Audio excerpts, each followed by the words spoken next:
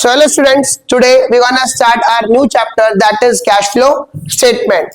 भाई ये chapter 8 marks का है बोर्ड एग्जामिनेशन में, एक एक नंबर के 2 क्वेश्चन और एक 6 नंबर का फुल फ्लेज क्वेश्चन। ठीक है, मैं मानता हूं कि 90% बच्चा 12th का इस चैप्टर को पहली बार सिर्फ ऐसे देखता है कि पता नहीं क्या हो रहा है उसके साथ, लेकिन अगली बार जब उसको समझेगा करेगा तो चीजें बिकम्स इजी। तो सबसे पहले एक नंबर तैयार हो रहा है यहाँ पर, कैश फ्लो स्टेटमेंट का अकाउंटिंग स्टैंडर्ड कौन सा है? AS3 revise. क्या है AS3? आओ जरा पढ़ते हैं क्या लिखा हुआ है और बहुत इज्जत के साथ देखना। तो चलो शुरू करते हैं बिना किसी और ज्यादा देरी के। सबसे पहले meaning of cash flow statement. It is a statement which shows the inflows and outflows of cash and cash equivalents. ये एक ऐसी स्टेटमेंट है जहां पर हम क्या शो करते हैं? Inflows and outflows of cash and cash during an accounting period. During an accounting period. ये अकाउंटिंग पीरियड में एक फाइनेंशियल ईयर में कितने रुपए का हमारा इनफ्लो, कितने रुपए का हमारा आउटफ्लो हुआ, वो कौन बताएगा? Cash flow statement. तो ध्यान रखना, cash flow statement is a statement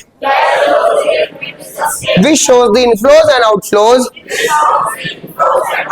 of cash and cash equivalents during an accounting period. ठीक है ना, गेट बंद कर देना जब आप लोग अंदर आओगे, गेट बंद कर देना ऊपर से। तो टाइम से आ जाएगा यार।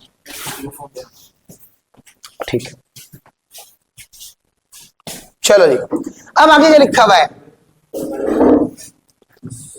Cash and cash equivalent include cash in hand. अब कैश एंड कैश इक्विवेलेंट के अंदर क्या आएगा बताओ? पहले नंबर पे कैश इन हैंड, दूसरे नंबर पे कैश एट बैंक, तीसरे नंबर पे short term deposits in bank, चौथे नंबर पे करंट इन्वेस्टमेंट, पांचवें नंबर पे short term investment and marketable securities और छठे नंबर पे cheques and drafts on hand. Paper में क्वेश्चन कैसे बनेगा कि बताओ इनमें से कैश और कैश इक्विवेलेंट कौन सा नहीं है? तो ये 6 बच्चे किसके बच्चे हैं? कैश और कैश इक्विवेलेंट्स के। अपार्ट फ्रॉम दीज 6 वो कैश और कैश इक्विवेलेंट के बच्चे नहीं है। ध्यान रखना इस चीज को। तो अब तक मैंने क्या पढ़ा है एक बार रिवाइज करवाओ मेरे साथ, बोलो। Cash flow statement is a which shows the inflows and outflows of cash and cash equivalent consist of कितनी चीजें?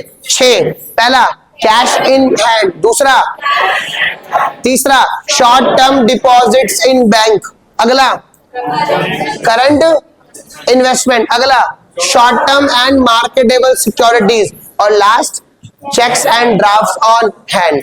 आई थिंक ये तुम्हें क्लियर हो गया होगा, तुमने पहले भी पढ़ा हुआ है ये, ठीक है ना। कौन सा AS लगता है इसमें? AS3 revised, AS3। चलो फिर आगे। जैसे आज हमारी शुरुआत हुई है ना, सबसे बेकार शुरुआत हुई चैप्टर की, लेकिन जब आज चैप्टर खत्म होगा ना, आज जब टॉपिक खत्म हो जाएंगे तो सच बता रहा हूं एक एक चीज दिमाग में तुम्हारे बस जाएगी। बस सिर्फ कंसंट्रेट करना। बोरिंग होगा लेक्चर स्टार्टिंग में क्योंकि सारी थ्योरी है। इसके बाद objectives of cash flow statement. देखो, किसी ना किसी चीज को बनाने का कोई ना कोई ऑब्जेक्टिव, कोई ना कोई टारगेट होता है। तो कैश फ्लो बनाने का क्या ऑब्जेक्टिव है? ठीक है, कैश फ्लो स्टेटमेंट ये और ये inflows outflows cash and cash equivalent during an accounting period. ठीक है भाई, बात समझ में आ गई है, बट क्यों? क्योंकि यहाँ पर ऑब्जेक्टिव्स होने बहुत जरूरी है कि क्यों कर रहे हैं काम, कोई ना कोई टारगेट तो होगा ना।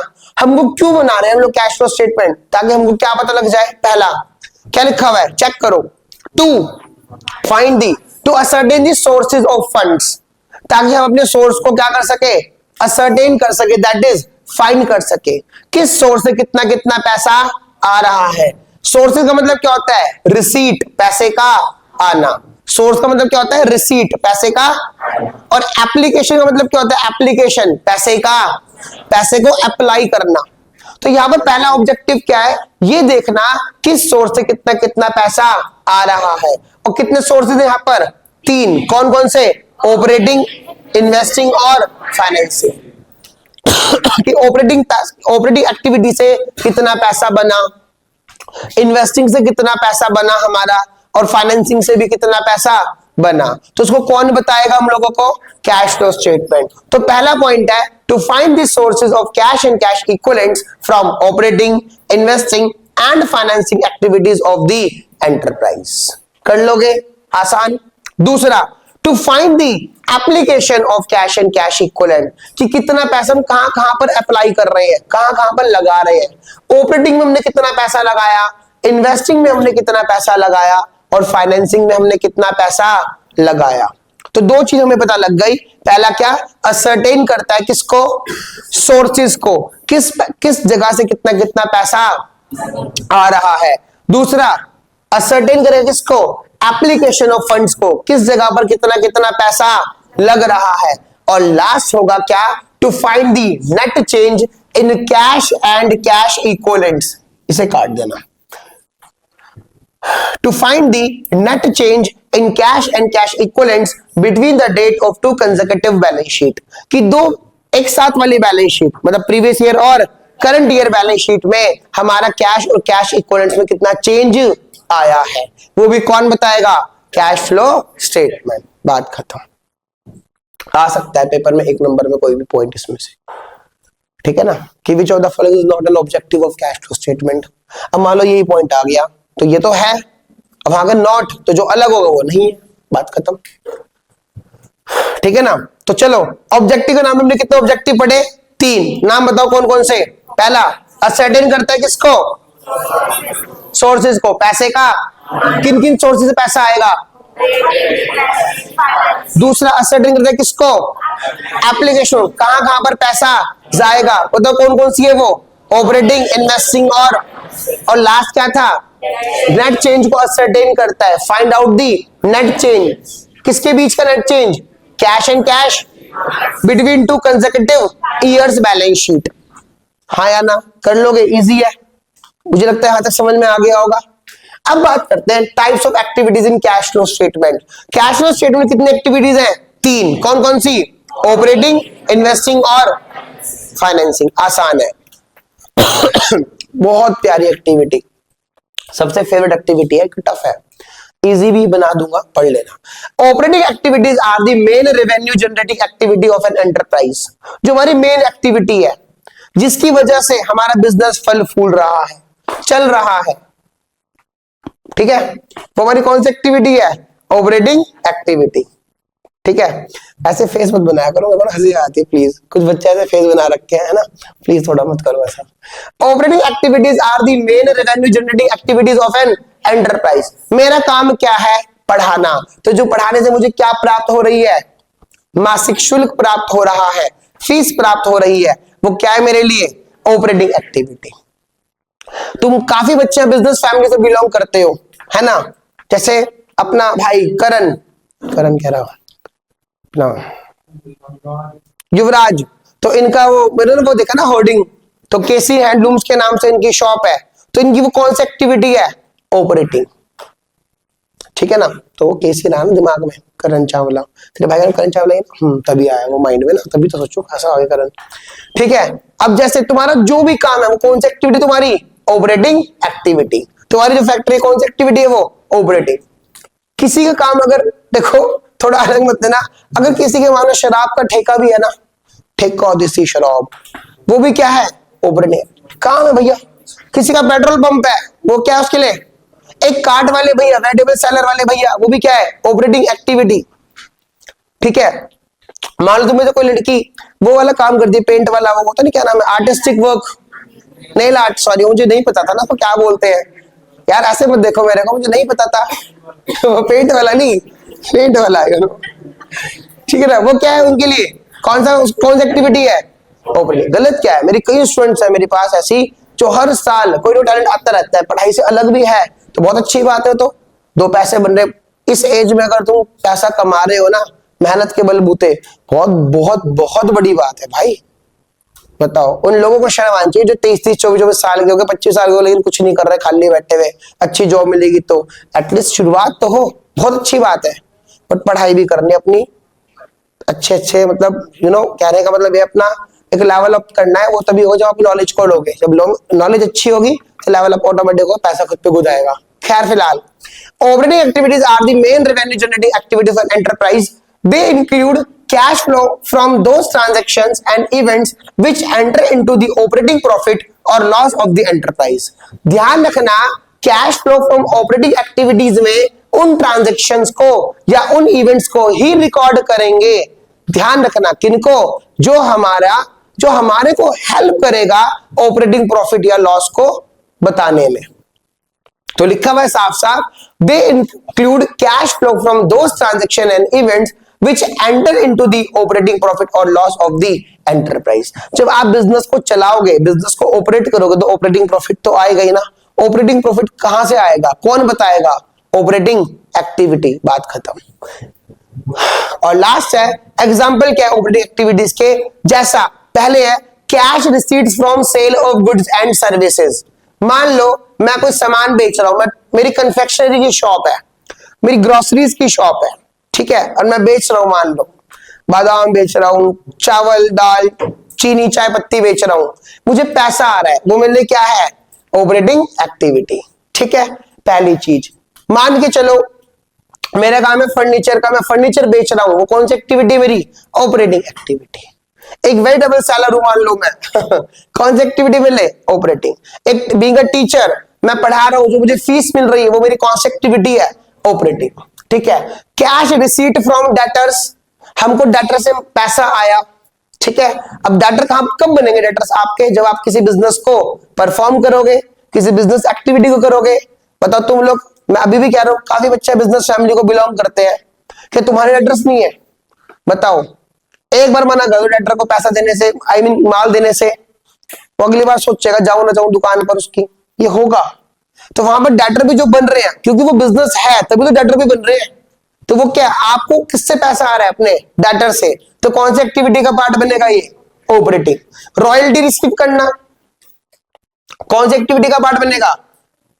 ऑपरेटिंग। फी, डॉक्टर को फीस पे कर रहे हो, टीचर को फीस पे कर रहे हो, किसी प्रोफेशनल को फीस पे कर रहे हो, क्या है वो उसके लिए? Operating. Commission etcetera, tour and travels में तुम देखते हो कितना काम कमीशन बेस पर होता है, प्रॉपर्टी में कितना काम कमीशन बेस, सारा काम ही कमीशन का है प्रॉपर्टी में। तो क्या है वो उनके लिए?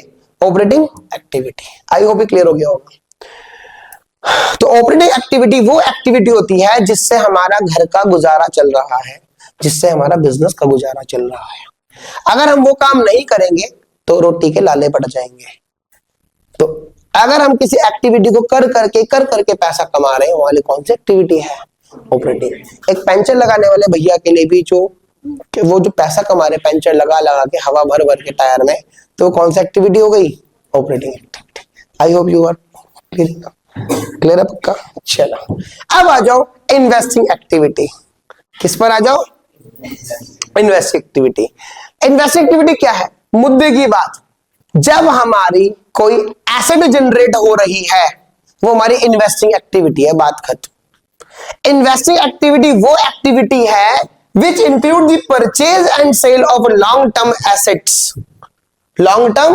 such as land and building, plant and लेकिन which are not held for resale। देखो यहां पर वर्ड क्या है? सेल। एक मिनट यार, यहां पर वर्ड क्या है? सेल। और मैं क्या कह रहा हूं? Not held for resale.